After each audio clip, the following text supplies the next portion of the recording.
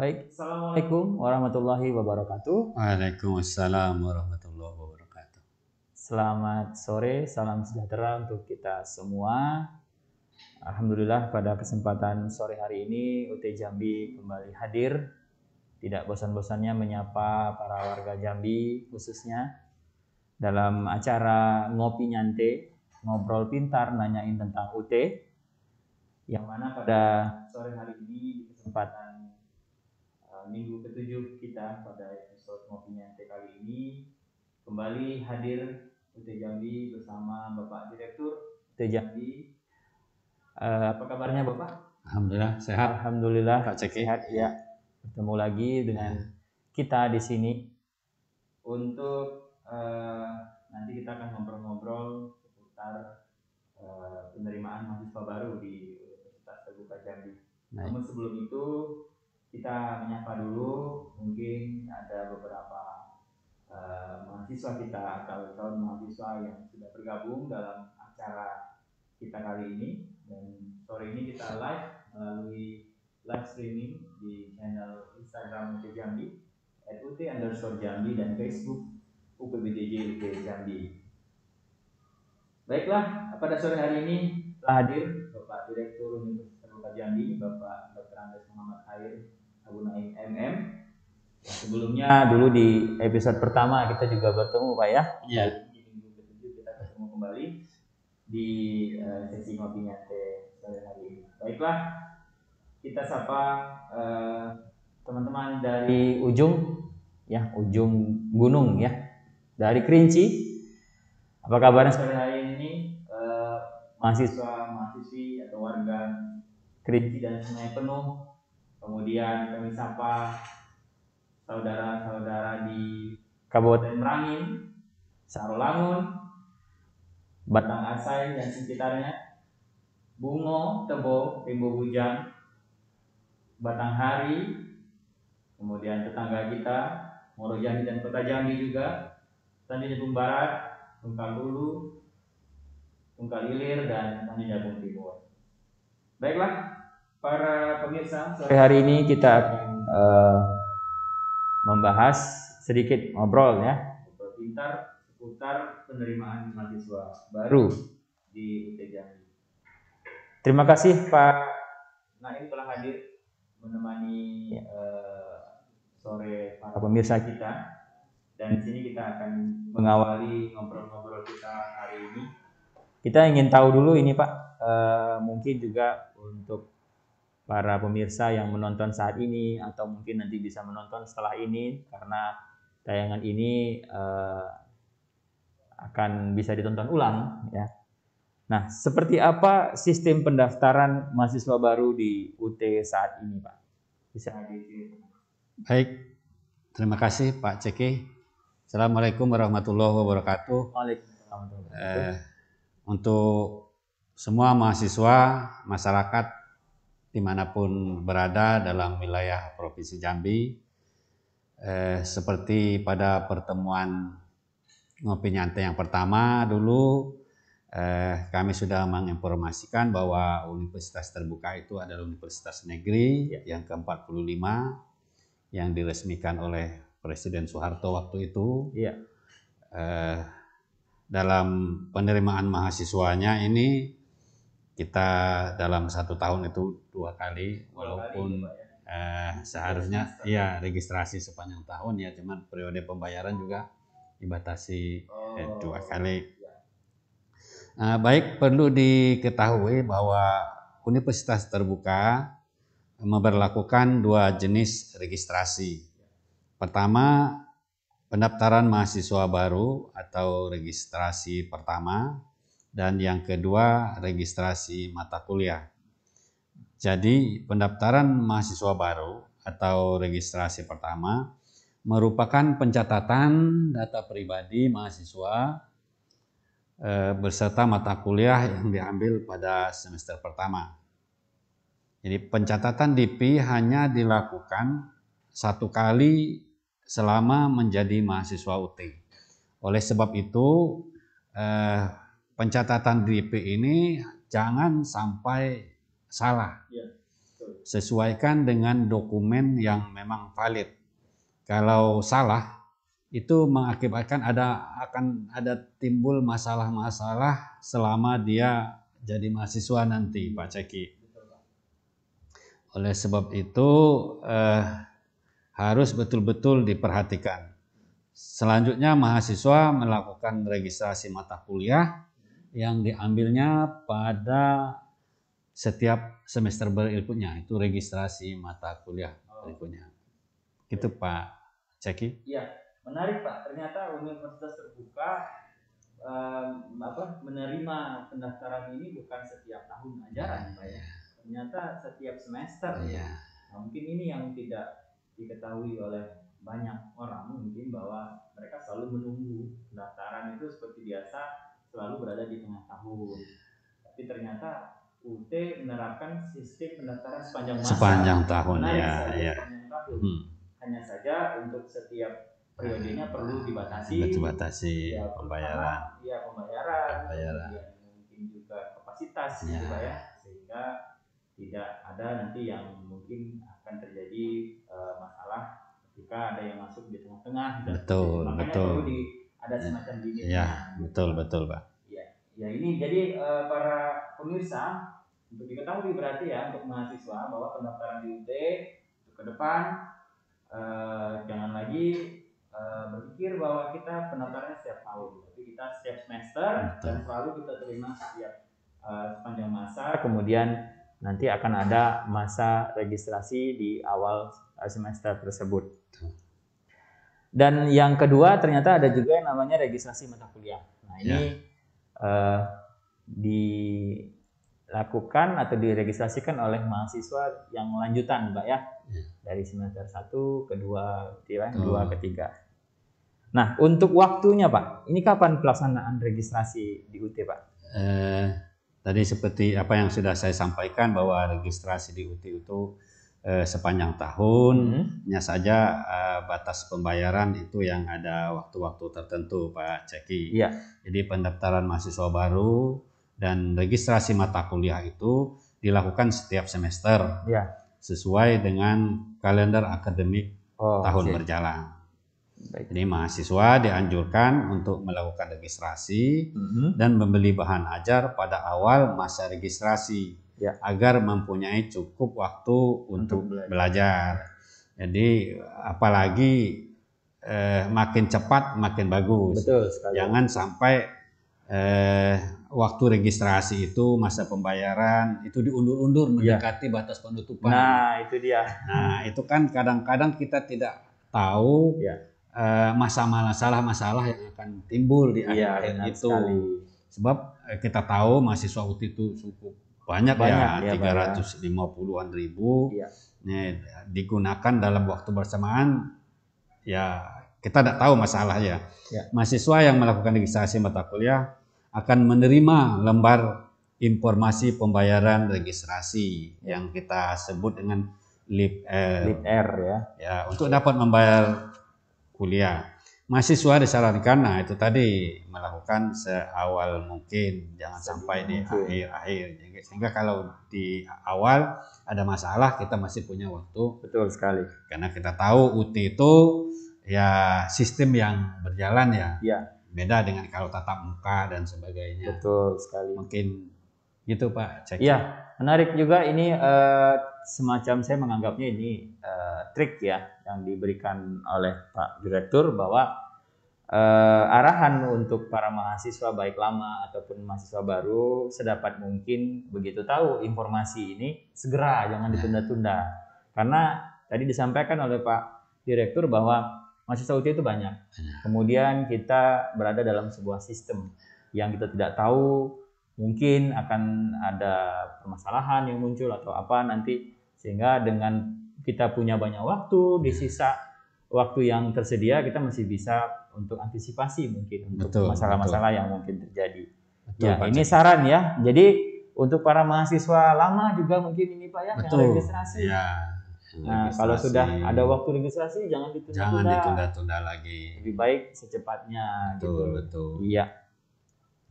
Di setiap semester Pak. Nah, karena tadi kita bicara bahwa pendaftaran di UT itu kan setiap semester ya. Ya. Nah, apakah ada penamaan masa registrasi yang khusus gitu dengan istilah tertentu mungkin di UT, Pak? Ya, karena tadi dalam 1 tahun itu ada 2 periode ya. Ya. 2 periode penerimaan, 2 periode layanan akademik kita, ujian, registrasi dan sebagainya.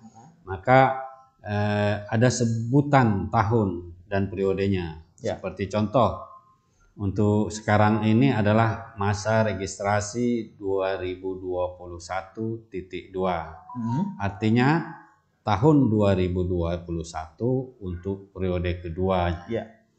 Masa 2021.1 telah berlalu pada semester sebelumnya, yaitu periode Januari hingga Juni 2021.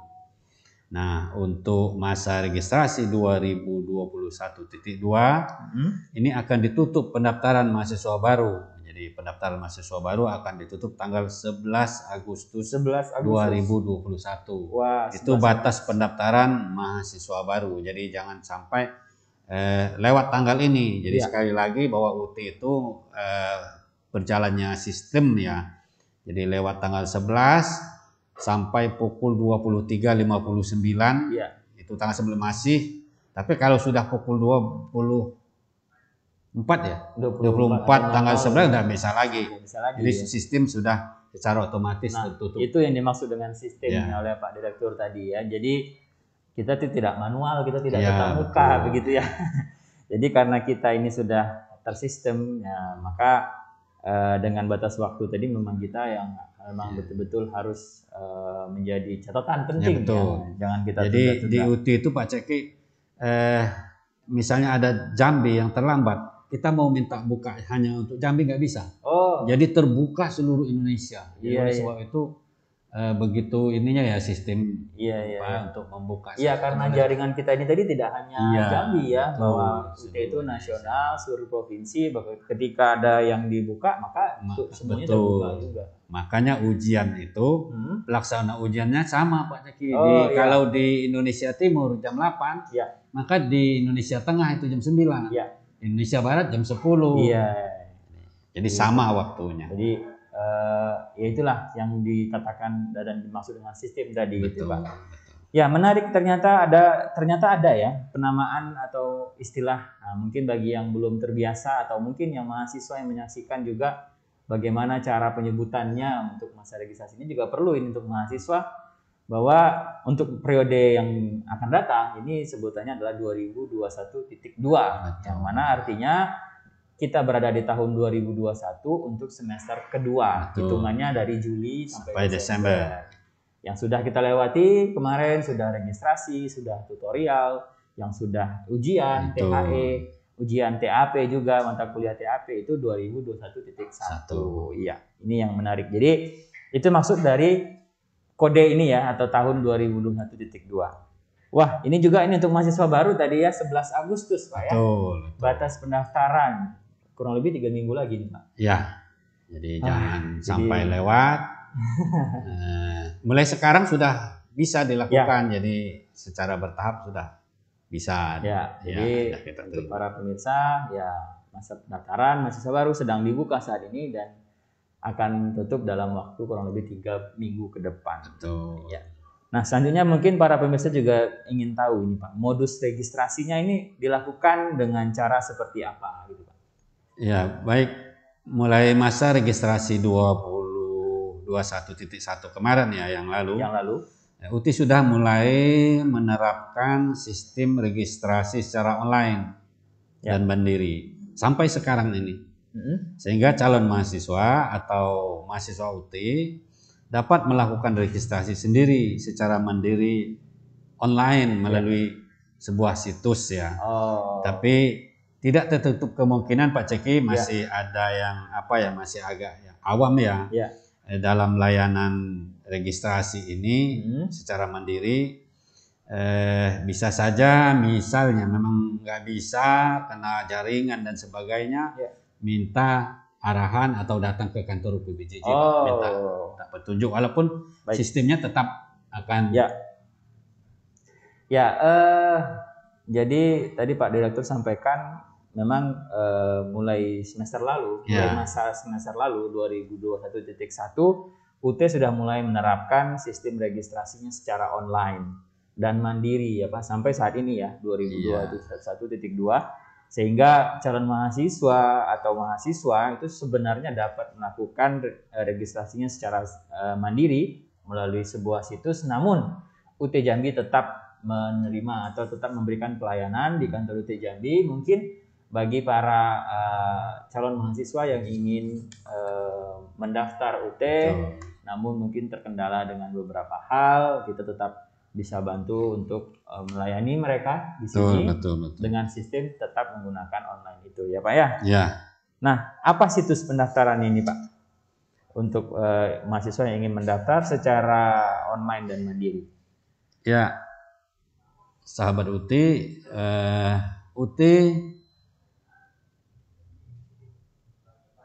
situsnya Pak, situs pendaftaran. Situs. Ya.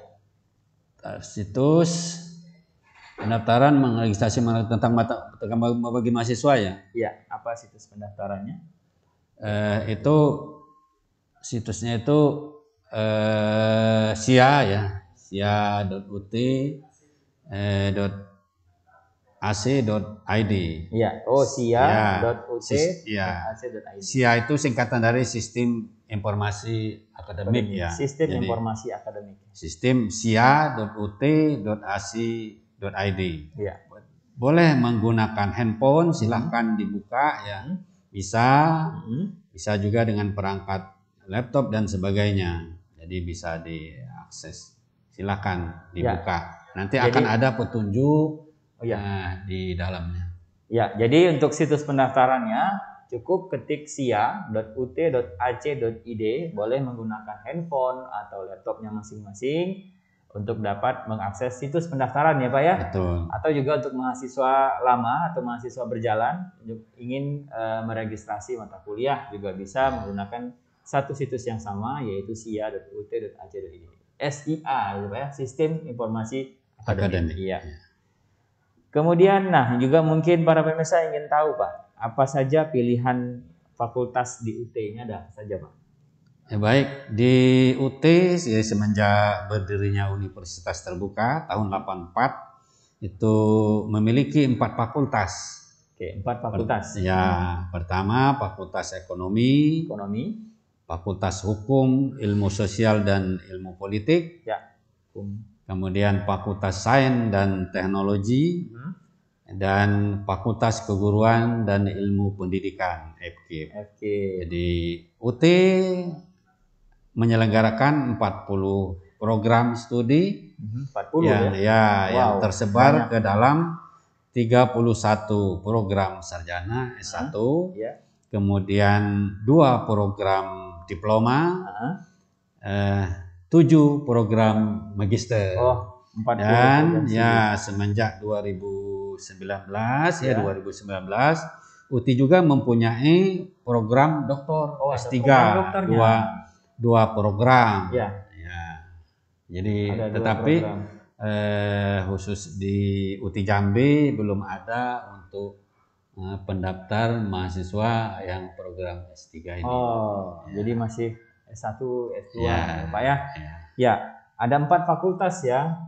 Cukup cukup mentereng saya katakan, karena 4 fakultas ini fakultas favorit ini juga.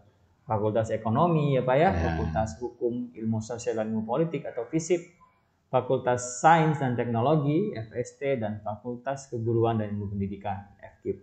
Dan menyelenggarakan 40 program studi. Wah, berarti banyak ini ya. Banyak yang bertanya teman-teman di luar sana, ada jurusan apa gitu ya. Kemudian mereka tahunya hanya beberapa gitu ya. Ternyata ada 40 program studi yang tersebar menjadi 31 buah program sarjana, 2 program diploma, dan ada 7 program magister. Ditambah tadi ada program doktoral ya di UT. Namun memang di Jambi saat ini masih belum ada yang mendaftar untuk program doktor. Nah, kita ingin tahu lebih detail, boleh ya Pak ya? Agar pemirsa menjadi lebih lengkap Pak informasinya. Kita ingin tahu satu persatu, kita kupas. Pertama, tadi Fakultas Ekonomi. Nah, di Fakultas Ekonomi ini ada prodi apa saja Pak? Ada program studi apa saja di dalamnya? Di Fakultas Ekonomi ada 5 program studi. Oh, ada 5 Ya, ya, ada Pak, 5. Ya. Yang ke-1 program S1 manajemen. Manajemen. Itu akreditasinya A. Akreditasi A. Wah. Yang kedua prodi S1 ekonomi pembangunan. Ekonomi pembangunan. Akreditasinya A juga. A juga. Wow. Yang ketiga program S1 akuntansi. Ya, itu akreditasinya B. B ya. B. Baik. Oke. Kemudian keempat program S1 akuntansi keuangan publik. Akuntansi keuangan publik. Oh, ada. B juga. Ya. Kelima program S1 ekonomi syariah. Ekonomi syariah. Wah, ada juga ya. B juga. B juga. Oh, ada 5. Ada 5. A dan B akreditasinya di Fakultas Ekonomi ada 5 prodi ya, dengan 2 prodi S1 akreditasi A dan 3 prodi S1 akreditasi B. Wah, ini jadi teman-teman yang ingin melirik ini Fakultas Ekonomi UT, kita ada manajemen dengan akreditasi A, ekonomi pembangunan dengan akreditasi A, akuntansi B, dan yang lain juga B, akuntansi keuangan publik dan ekonomi syariah. Kita selanjutnya Pak ke yang kedua, fakultas kedua, Fakultas Hukum, Ilmu Sosial dan Ilmu Politik. Bisa disebutkan program studinya apa saja Pak? Untuk Fakultas Hukum, Sosial dan Ilmu Politik ini ada 10, 10 program studi. Lebih banyak lagi ya. 2 kali lipat Pak. Lebih banyak lagi ini. Ya. Pertama, program studi di 3 perpajakan. Oh, diploma di sini ya. Ya, diploma perpajakan di 3. Ya. Ini akreditasinya A. A ya Pak ya. Wah, ada 3 perpajakan. Kemudian prodi, ini prodi langka nih, yang jarang ada di setiap perguruan tinggi, yaitu prodi diploma 4 kearsipan. Ini akreditasinya A. Kita tahu di 4 ini setingkat dengan S1. Ya. A juga, kemudian yang ketiga program S1 Ilmu Administrasi Negara. Nah, ini akreditasinya A. A juga ya. Oh, banyak A di sini. Banyak ya, di FISIP ini. Kemudian keempat prodi S1 Administrasi Niaga. Akreditasinya A juga. A juga ya. Nah, yang kelima ini yang saya lihat banyak di Jambi ini mahasiswanya itu prodi S1 Ilmu Hukum. Oh ya, Ilmu Hukum. Akreditasinya A. Lagi. Yang keenam prodi S1 Sosiologi. Ya. Akreditasinya A. Wah, ada 6. Kemudian ketujuh program S1 Ilmu Pemerintahan. Ya, akreditasinya B. Kedelapan prodi S1 Ilmu Komunikasi. Akreditasinya B. Ke-9 program Ilmu Perpustakaan. Nah, ini juga langka ya. Sekarang kan di sekolah-sekolah itu wajib ada perpustakaan. Jadi bahkan ini kantor-kantor juga Pak ya? Iya, untuk kantor-kantor juga. Jadi harus ada pustakawan. Prodi S1 Ilmu Perpustakaan. Nah, akreditasinya B. B ya. Kemudian ke-10 program S1 Sastra Inggris. Akreditasinya B juga. Ya, itu ada 10 Pak Ceki program studi di Fakultas FISIP ini. Ya, di FISIP ada 10 program studi dengan 2 diantaranya jenjang diploma, 8 sarjana, dan 6 diantara 10 itu akreditasinya A. Selebihnya akreditasi B ya.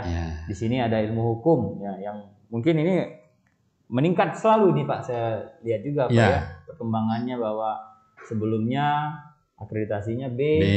Kemudian tahun ini ya kabarnya sudah naik menjadi akreditasi A, dan ada beberapa prodi yang cukup lazim ya, seperti ilmu pemerintahan, komunikasi ini cukup jarang, perpustakaan ini langka nih. Langka sekali. Iya, tadi juga ada 4 kearsipan ya, juga ada sastra Inggris. Nah, ada 10 program studi di Fakultas Hukum, Ilmu Sosial dan Ilmu Politik Universitas Terbuka. Lanjut ini Pak, masih ada 2 lagi fakultas. Ya. Kita ke Fakultas Sains dan Teknologi, Pak. Nah, apa saja program studi yang ada di dalamnya, Pak? Baik. Jadi Fakultas Sains dan Teknologi ini awal berdirinya Fakultas MIPA. Oh, MIPA. MIPA, tapi sekarang sudah 2 tahun kalau tidak salah itu sudah dirubah namanya Fakultas Sains dan Teknologi. Nah, fakultas ini ada 7 program studi. Lumayan banyak. Yaitu lumayan. Pertama, program studi S1 Matematika. Ya, akreditasinya B. Nah, kedua, program studi S1 Statistik, ya, akreditasinya B. Ya. Nah, kemudian yang ketiga, program studi S1 Biologi. Akreditasinya B. Ya. Yang keempat, program studi S1 Agribisnis. Bidang minat penyuluhan dan komunikasi pertanian, perikanan, dan peternakan. Oh, ada 3. Ini akreditasinya B. B juga ya. Ya. Yang kelima, program studi S1 Ilmu dan Teknologi Pangan. Akreditasinya B. Keenam, program studi S1 Perencanaan Wilayah dan Kota. Nah, ini kan agak langka juga ya, jurusan ini, program ini. Jadi akreditasinya B. Kemudian prodi S1 Sistem Informasi.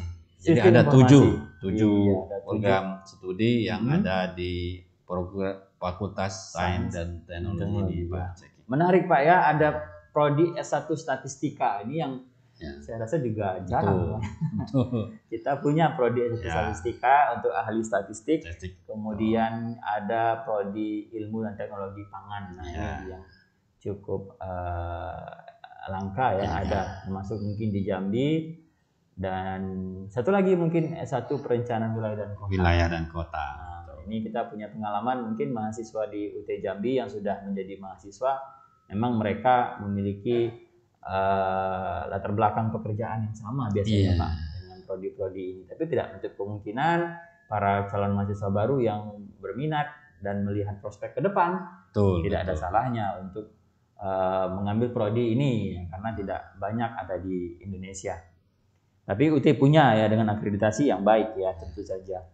Nah, terakhir nih, Pak, ada Fakultas FKIP tadi. Ada apa saja, Pak? Boleh disebutkan prodinya? Ya, di FKIP ini yang mendominasi jumlah mahasiswa UT ya. Iya.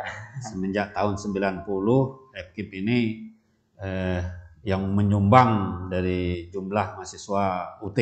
Terbanyak ya? Iya, terbanyak. Ada 11 ya. program studi. Iya, wajar aja, Pak, yang ada di UT. Tadi 10. FKIP ini. Ya. Pertama, program studi S1 Pendidikan Guru Sekolah Dasar. PGSD. Iya. Jadi bagi guru-guru SD itu diwajibkan harus S1 PGSD ini. Oh iya. Nah, akreditasinya B. Kemudian yang kedua, program studi S1 Pendidikan Guru PAUD. Jadi guru-guru PAUD pun harus S1, Pak Ceki. Iya. Betul sekali, Pak. Nggak boleh enggak S1. Nah, ini akreditasinya B. Yang ketiga, program S1 Pendidikan Bahasa dan Sastra Indonesia. Indonesia. Akreditasinya B. juga. Yang keempat, program S1 Pendidikan Bahasa Inggris. Pendidikan Bahasa Inggris. Akreditasinya B. Yang kelima, program S1 Pendidikan Matematik.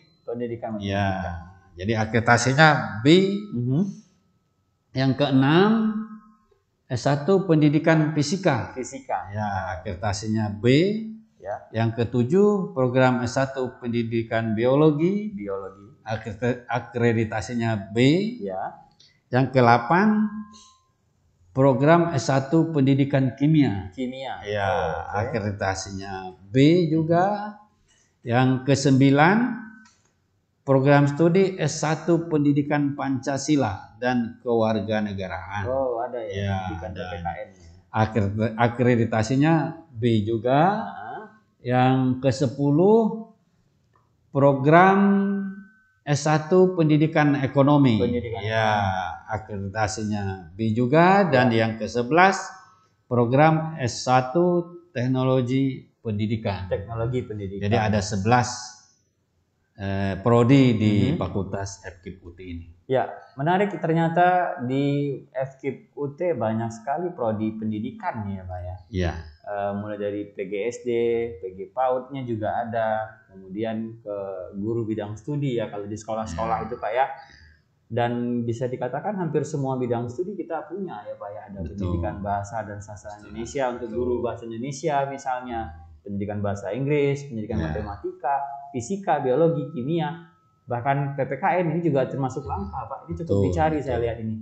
Pendidikan ekonomi. Nah, dan satu lagi teknologi pendidikan. Wah, ternyata memang prodi pendidikan di FKIP UT memang paling banyak ya dibanding fakultas lain. Betul. Nah, untuk program magisternya Pak, ada apa aja nih Pak program studinya? Ya, untuk di program magister atau S2 ada 7. Ya, 7 program studi, yaitu pertama program studi S2 Ilmu Administrasi Publik. Ilmu Administrasi Publik. Ini akreditasinya B. Yang kedua program S2 Manajemen. Ini akreditasinya B. Yang ketiga program studi S2 Manajemen Perikanan. Jadi manajemen perikanan. Oh, khusus ke manajemen perikanan ya. Akreditasinya B. Ya. Kemudian yang keempat program studi S2 Pendidikan Matematik. Itu akreditasinya B. Ya. Yang kelima program studi S2 Pendidikan Bahasa Inggris, Pak Ceki. Akreditasinya B. Juga. Dan yang keenam program studi S2 Pendidikan Dasar. Pendidikan dasar. Jadi akreditasinya B. Dan yang ketujuh program studi S2 Studi Lingkungan. Jadi ada 7 program magister yang ada di Universitas Terbuka ini. Iya, luar biasa. Ada 7 program studi S2 ternyata UT dan didominasi dengan akreditasi B. Betul. Ada prodi ilmu ADM publik, manajemen perikanan, pendidikan ada 3, pendidikan matematika, bahasa Inggris dan pendidikan dasar, dan terakhir ada prodi S2 untuk studi lingkungan. Di samping tadi UT juga sudah memiliki program S3.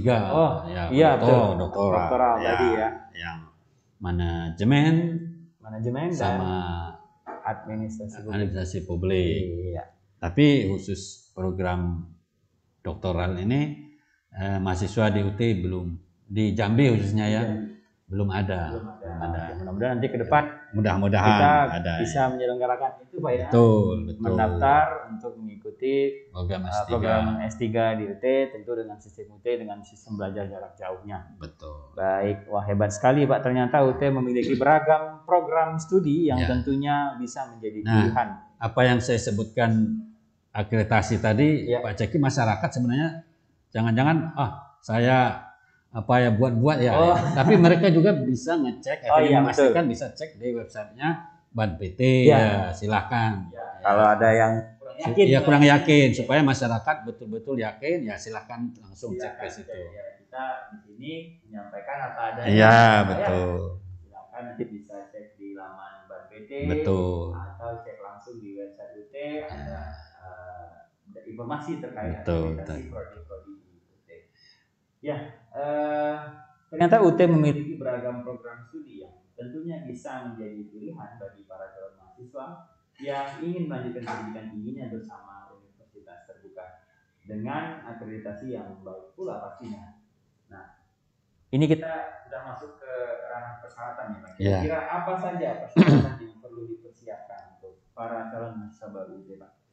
Jadi untuk khusus sarjana masuk ke UT itu tanpa tes ya. Tanpa tes. Ya. Wow. Kecuali S2 ada ininya. Oh, S2 ada ya. Jadi kita hanya mengecek kelengkapan administrasi yang dipersyaratkan. Jadi untuk menjadi mahasiswa UT, calon mahasiswa UT itu minimal berijazah SMA atau yang sederajat. Bisa juga ijazah paket C. Wah, ini dia nih. Jadi jangan salah bahwa paket C juga itu setingkat SLTA. Ya. Jadi pada saat melakukan registrasi pertama, calon mahasiswa harus melampirkan persyaratan umum, yakni fotokopi ijazah yang telah dilegalisasi oleh pejabat yang berwenang, yang kemudian disimpan menjadi file JPEG maksimal 1 MB. Nah, tetapi untuk bagi yang lulusan baru tahun ini Pak Ceki ya, yang baru lulus tahun ini SLTA, kan belum dapat ijazah mereka itu. Nah, mereka dapat melampirkan surat keterangan lulus ya, surat keterangan lulus yang dilegalisir. Nanti setelah dapat ijazah baru diperbaharui ijazah yang dilegalisir. Nah, selain persyaratan tersebut, calon mahasiswa juga menyiapkan file dalam bentuk JPEG maksimal 1 MB juga berupa file KTP. Ya, jadi KTP ini sekarang kan nomor NIK-nya itu menjadi identitas utama dimanapun ya, akan berguna masuk ke manapun, ke perguruan tinggi manapun di Indonesia harus menggunakan NIK ya. Kemudian kedua, file pas foto. Ketiga, beberapa file yang dapat didownload dari laman www.ut.ac.id/formulir. Artinya jadi formulirnya dapat di-download di situ. Itu Pak Ceki. Iya. Wah, ini saya merasa ini ya, dengan persyaratan yang ternyata cukup berijazah minimal SLTA. Karena semua warga negara itu punya hak yang sama. Betul. Pendidikan. Betul.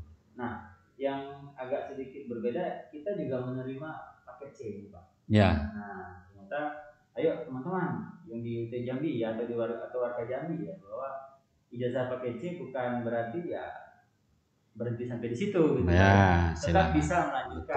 Ayo kuliah di UT, karena di UT paket C itu kan setara ya Pak ya, SMA, jadi sama-sama punya hak yang sama untuk bisa melanjutkan pendidikan. Jadi tidak masalah kalau ada yang bertanya, kalau pakai ijazah paket C boleh?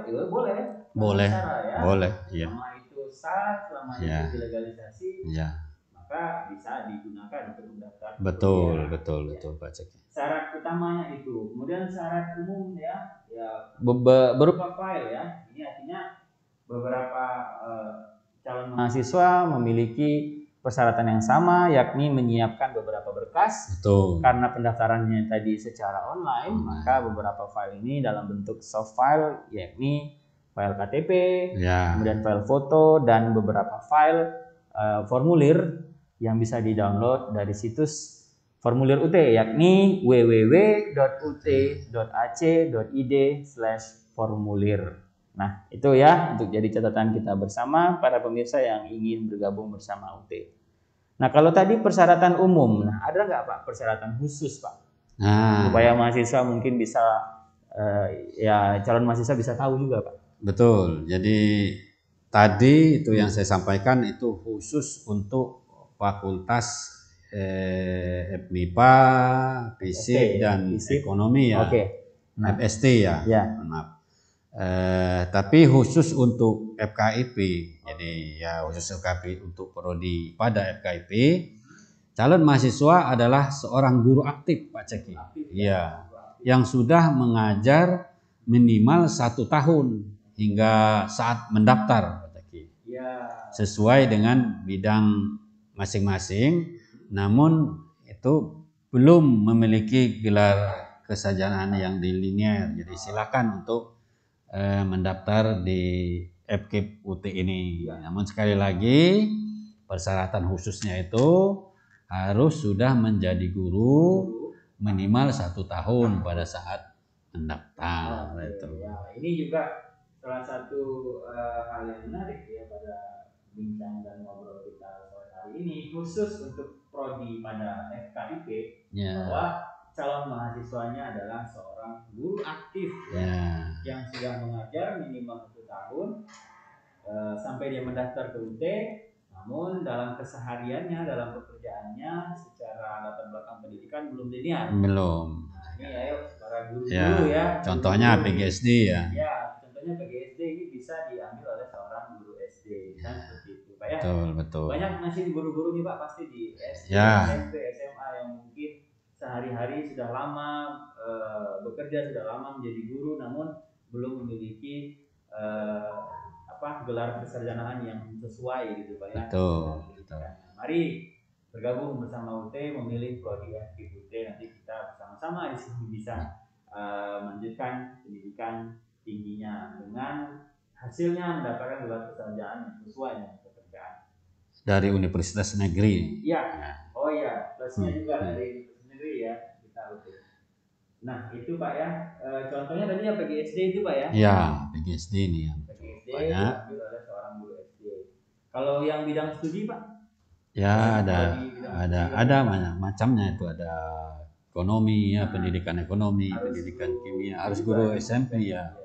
Biasanya guru SMP atau SLTA ya, guru bidang studi kan. Bisa mengajarnya dari sekolah formal negeri ataupun swasta. Betul. Jadi silakan para guru-guru di wilayah Provinsi Jambi yang sehari-hari bekerja sebagai guru baik bidang studi ataupun guru SD atau guru PAUD, namun belum memiliki gelar kesarjanaan yang sesuai dengan pekerjaan, mari bergabung bersama UT. Kita ada program FKIP UT ya. Nah selanjutnya Pak, mungkin juga kita menerima atau kadang mendapatkan pertanyaan-pertanyaan terkait calon mahasiswa yang ingin mendaftar di UT ini kan bervariasi Pak. Betul. Dengan beragam kebutuhan ya. Betul. Ada yang memang baru tamat SMA, ada yang dengan sesuatu dan lain hal kemudian pernah berkuliah sebelumnya, namun mungkin tersandung pekerjaan gitu Pak ya, sehingga mungkin sulit menyesuaikan waktu. Betul. Nah, mereka ingin kuliah di UT. Apakah UT bisa menerima layanan bahasa mereka itu transfer gitu Pak? Ya, alih kredit. Alih kredit ya di kita. Nah, seperti apa Pak di UT Pak? Bisa sekali Pak. Bisa Pak ya? Ya, sangat bisa. Jadi di UT ada yang namanya layanan alih kredit. Alih kredit ya. Atau istilah lain ya dari Kemendikbudristek itu adalah rekognisi pembelajaran lampau. Oh, rekognisi pembelajaran lampau. RPL. Oh, disingkat RPL. Di masyarakat lebih familiar RPL Pak. RPL ya. Oke, jadi ada ternyata ya UT juga menerima layanan transfer ini ya, atau alih kredit atau RPL ya. Nah, bisa lebih dijelaskan lagi Pak, apa itu RPL? Baik Pak, RPL itu singkatan ya, rekognisi pembelajaran lampau atau yang disingkat RPL adalah pengakuan atas capaian pembelajaran seseorang yang diperoleh dari pendidikan formal atau non formal dan atau pengalaman kerja ke dalam pendidikan formal. Ini berdasarkan peraturan Menteri Riset dan Teknologi dan Pendidikan Tinggi itu nomor 26 tahun 2016. Oh, ternyata ada permennya ya. Ada peraturan menteri yang mengatur RPL ini ya. RPL. Peraturan Menteri Riset Teknologi dan Pendidikan Tinggi ketika itu nomor 26 tahun 2016 yang mengatur bahwa ada semacam pengakuan ya atas capaian pembelajaran seseorang, baik dari mulanya pendidikan formal atau non formal atau bahkan pengalaman kerja. Ternyata bisa kita akui gitu Pak ya sebagai capaian pembelajaran seseorang ke dalam pendidikan formal, dalam hal ini berkuliahnya di UT gitu Pak ya. Wah, jadi ayo jangan ragu juga ya para calon mahasiswa yang barangkali terkendala dengan waktu dan situasi atau mungkin hal-hal lain ya, sehingga mungkin sulit untuk melanjutkan atau seperti masalah-masalah di luar sana. UT siap juga menerima calon mahasiswa dengan layanan alih kredit seperti ini. Betul sekali Pak. Biasa. Nah, tentu kita harus tahu juga sebenarnya diadakannya RPL ini Pak, supaya lebih bisa dipahami apa sih tujuannya Pak? Ini para mahasiswa ya, khusus mahasiswa baru dapat mengajukan permohonan alih kredit ya. Karena mereka mungkin tadi sudah ada pengalaman pekerjaan, mungkin ada alih kredit dari mata kuliah dari perguruan tinggi lain. Melalui laman, jadi dilakukan melalui laman RPL UT ACID yang diajukan paling lambat 30 hari setelah jadwal penutupan pembayaran. Registrasi pada setiap semesternya. Jadi jangan lewat. Karena ini kan harus didaftarkan ya di datanya PDDikti. Iya betul sekali ya. Sampai kalau tidak terdaftar ya itu nanti akan sulit ya. Ya, ada masalah-masalah nanti penyelesaiannya di ujungnya nanti. Iya. Jadi sekali lagi pendaftaran ini dilakukan bersamaan ya, boleh dibilang bersamaan lah barangkali atau sesudah registrasi pertama. 30 hari setelah penutupan pembayarannya. Itu Pak. Ya. Pak Ceki. Ya berarti para calon mahasiswa yang ingin mendaftar dan latar belakangnya adalah ingin pindah kuliah atau transfer kuliah di UT bisa mengajukan RPL ini atau rekognisi pembelajaran lampau ini paling lambat 30 hari setelah penutupan masa pembayaran. Jadi persyaratan apa yang akan dilampirkan, dokumen apa yang akan dilampirkan, bisa dilihat di katalog.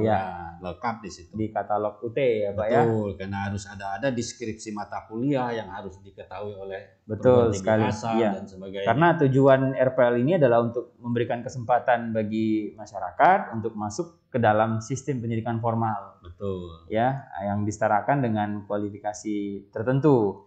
Nah, jadi sistem alih kredit ini yang selama ini UT sudah lakukan ya Pak ya. Ternyata selanjutnya di tahun 2016 keluarlah peraturan menteri terkait RPL. Betul. Ini memang untuk memberikan kesempatan Pak Ceki bagi masyarakat untuk masuk dalam sistem pendidikan formal yang disetarakan. Dengan kualifikasi tertentu berdasarkan pada pendidikan formal, non formal dan informal, atau pengalaman kerja tadi. Pengalaman kerja juga bisa ya. Pada bidang yang sangat khusus atau langka dan dibutuhkan oleh negara seperti dosen, senior mungkin guru, tenaga kesehatan, profesi tertentu lainnya yang sangat spesifik lah. Ya ini kurang lebih sama dengan programnya Menteri sekarang juga Pak, bahwa semakin kesini kita semakin merdeka belajar. Perwujudan kampus merdeka juga gitu Pak ya. Bahwa para mahasiswa warga negara juga bisa menyetarakan atau mendapatkan pengakuan atas capaian pembelajaran sebelum masuk ke pendidikan formal, sehingga bisa disetarakan ke dalam pendidikan formalnya nanti. Untuk pengajuannya ini sendiri tadi sudah disampaikan oleh Bapak. Nah, cara mengajukannya juga ada situsnya. Kemudian diajukan paling lambat 30 hari setelah jadwal penutupan pembayaran. Ini kalau bisa secepatnya Pak ya. Betul. Jadi kalau ada calon mahasiswa yang ingin mendaftar UT dan berencana ingin alih kredit, sedapat mungkin segera supaya pengajuannya juga cukup memakan waktu dan persiapan lain-lainnya Pak ya. Ya mudah-mudahan tidak terlambat ya untuk para mahasiswa. Baik, jadi Sobat UT, nah tunggu apa lagi nih? Segeralah daftarkan diri Anda, adik, kakak, dan keluarga untuk segera bergabung di UT Jambi. Caranya mudah sekali ya. Cukup dengan klik atau ketik ya sia.ut.ac.id. Dan di sana nanti akan ada panduan untuk pendaftaran, kemudian bisa melakukan registrasi akun, pendaftaran, entry data, dan upload berkas. Semuanya ini paling lambat tanggal 11 Agustus 2021 untuk pendaftaran ya. Itu. Baik Pak, kita masuk ke sesi pertanyaan ya Pak ya. Tanya jawab, kita ada banyak pertanyaan yang bergabung ya. Iya. Wah, banyak sekali ini yang kita dapatkan ini ya. Saya bacakan dulu mungkin dari Instagram. Iya, yang atasnya ada panitia. Oke. Dari Nita_Nia21. Pak, kami sudah dapat NIM tapi belum bayar. Kapan terakhir bayar Pak? Nah, coba Pak informasinya ini Pak. Dia sudah daftar, sudah dapat NIM. Registrasi baru ya? Iya, mahasiswa baru. Pertama. Kapan terakhir bayarnya? Mungkin seperti apa Pak informasinya? bulan September ya. Iya. Jadi tanggal 9. apa ya, tanggal 9 ya. Tanggal 9 September terakhir pembayaran. Jadi segera ya lakukan pembayaran. Ya. Jangan apa yang saya sampaikan tadi jangan sampai di akhir-akhir karena nanti siapa tahu ada masalah dan sebagainya. Betul. Jadi segeralah bayar SPP. Nah, termasuk juga yang mahasiswa lama, Pak. Mahasiswa lama ya. Yang registrasi mata kuliah. Iya, betul. Jangan menunggu di akhir-akhir, lakukan segera. Ya. Itu, Pak. Iya, Nita_nya 21 ya. Jadi batas bayar itu kalau bisa memang jangan di ujung-ujung ya, atau di waktu batas pembayaran. Memang tertera 9 September, terlihat di lembar pembayaran tadi atau di lip R ya, bisa dicetak kalau sudah mendapatkan lembar registrasi ya setelah melakukan registrasi mata kuliah. Selanjutnya Jihan Maharani. Pak, saya tamatan 2019 dan ingin mendaftar di UT. Apakah nantinya saya berkemungkinan besar mendapatkan beasiswa prestasi? Bagaimana ini, Pak? Di UT ada namanya beasiswa yang secara akademik memang berprestasi. Nah, itu jadi beasiswa prestasi akademik. Tetapi ada juga beasiswa yang karena prestasi, misalnya di Disporseni ya, ikut kegiatan-kegiatan kemahasiswaan, dia memang unggul, baik tingkat nasional apalagi internasional ya. Nah, itu dapat juga beasiswa. Ya, jadi untuk Mbak Jihan ya, mau tamatan tahun berapapun ya, di UT kan tidak mengenal tahun ijazah ya. Nanti kalau sudah menjadi mahasiswa UT, berprestasi, kemudian memiliki IPK yang baik, bisa berpeluang mengikuti seleksi beasiswa PPA ya, Pak, peningkatan prestasi akademik yang disampaikan Pak Direktur tadi. Jadi ayo berprestasi ya, mendaftar dulu di UT, kemudian belajar dengan baik, berprestasi, dan bisa ikut seleksi beasiswa. Nanti itu biasanya dapat gratis SPP, Pak ya. Betul. Jadi ada SK keputusan rektor ya. Misalnya juara 1 Disporseni, dia dapat, kalau tahun kemarin 2019 kan misalnya 3 semester. 3 semester kalau juara 1 ya, Pak ya, tingkat nasional. Oke ya, jadi begitu ya Mbak Jihan, silahkan, pasti ada peluang ya untuk bisa mendapatkan prestasi. Selanjutnya kita ke ini banyak sekali. Kita ke diriku menasihatiku ya. Bagaimana cara proses alih kredit? Saya ingin mendaftarkan diri sebagai mahasiswa baru manajemen S1. Sebelumnya saya D3 manajemen. Nah, berapa SKS lagi kira-kira saya berkuliah? Ya, jadi tadi sudah kita sampaikan bahwa ini namanya RPL. RPL jadi, tadi ini ya. Ya, proses alih kredit itu dilakukan 30 hari, paling lambat 30 hari setelah batas penutupan pembayaran. Ya. Nah, kalau kebiasaan ya selama ini D3 itu sekitar 120 ya. 120 ya. Misalnya untuk S1 itu ya sekitar 145 ya. Iya. Jadi ada tempuh sisanya. Tetapi nanti akan ada SK pengakuan dari dekan berapa SKS yang dibebaskan. Ya. Jadi nunggu setelah pengajuan nanti diajukan ke UTAD, akan ada pemberitahuan SK dekan mata kuliah apa saja, berapa SKS yang dibebaskan. Ya, jadi Mbak diriku menasihatiku atau Mas ini ya, ini kaitannya dengan RPL tadi. Ya, untuk prosesnya nanti bisa mengajukan dengan beberapa formulir yang ada di katalog UT yang bisa dilihat. Dan nanti biasanya kalau dari D3 manajemen ke S1 manajemen itu kan linear. Nah, linear ini akan banyak biasanya ya, berbeda kalau berbeda ya, atau lintas jurusan. Nah, kalau ini biasanya banyak, mungkin hanya tinggal 3 semester lagi bisa gitu ya. Jadi sangat menguntungkan ya, tetap bisa lanjut ke S1-nya dari D3 sebelumnya. Kemudian kita ke Ra 3004. Pak, saya sedang bekerja. Apakah saya bisa berkuliah di UT? Jadwal kerja hari Senin sampai Sabtu. Nah, bagaimana ini, Pak? Jadi Mbak Rara di UT itu fleksibel ya artinya.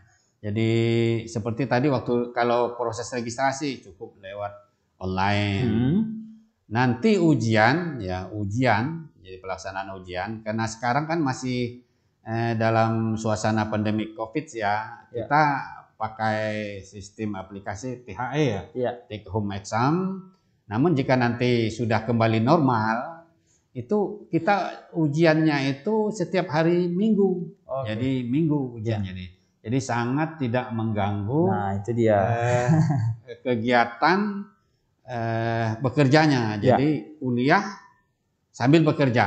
Jadi memang ini tujuan pemerintah. Jadi bagi yang tidak sempat untuk tatap muka ya, ke perguruan tinggi konvensional ya, karena keterbatasan, maka UT lah solusinya ini. Gitu Pak. Baik, luar biasa ya. Udah pertanyaan-pertanyaan yang masuk juga. Ya, terakhir dari Rara ini ya, bahwa tidak mengganggu pekerjaan pastinya. Betul. Karena tetap bisa berkuliah karena jadwal-jadwal kita pun juga tidak mengganggu. Masuk ujian di hari Minggu. Ya, saya merangkum saja, ada banyak pertanyaan yang masuk, namun karena waktu kita cukup terbatas.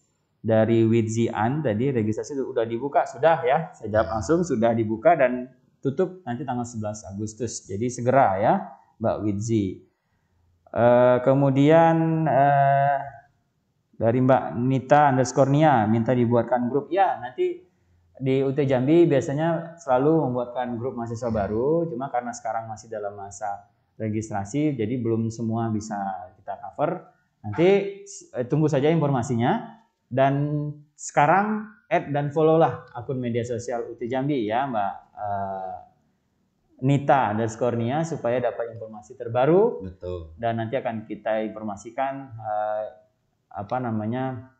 informasi terbaru untuk mahasiswa baru tentunya. Ya, terima kasih Mbak Rara.